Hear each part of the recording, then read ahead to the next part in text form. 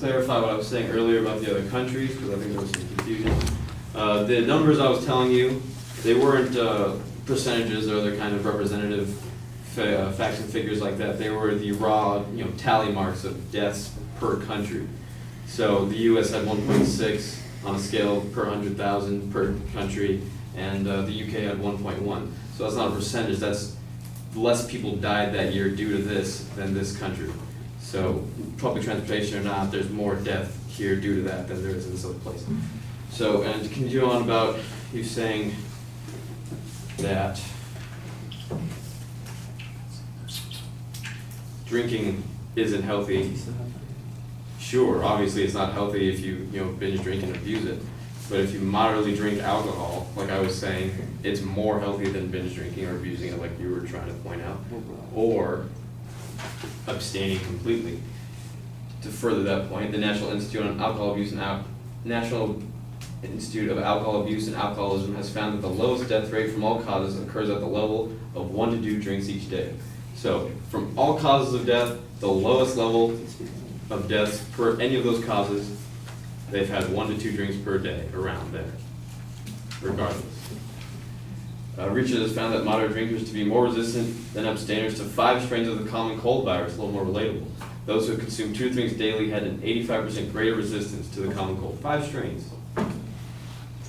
The American Heart Association also reports that moderate consumption of alcohol is associated with dramatically decreased risk of stroke among both men and women, regardless of age or ethnicity. So these are more facts that moderate drinking is very healthy for you. And to say more on the topic of so lower age children, say 13 to 16, how they would drink, get injured, and call the medical place, or rather they drink it anyway and getting hurt.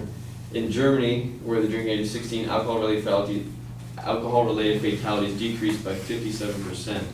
That's because if they drank too much, they're not afraid of getting in trouble by calling the cop, by calling 911 to get help, because drinking age is 16.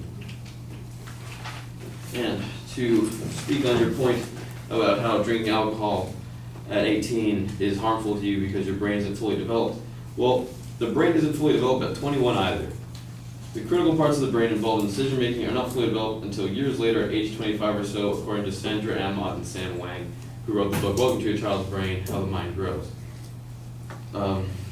In the Journal of Neuroscience, in the section Brain Continues to Develop in the late 20s, researchers scanned the brains of 103 healthy people between the ages of 5 and 32 and found that the wiring in the frontal lobes of the young adult participants was still developing. So, the brain's not done developing at 18, sure. But it's also not done developing at 21, and they can drink. So if we're going to be totally fair, then raise the drinking age to 25 and not keep it at 21, which is what you're saying.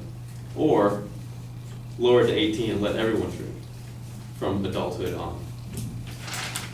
21-year-olds and over have the highest rate of drunk driving, which we mentioned earlier.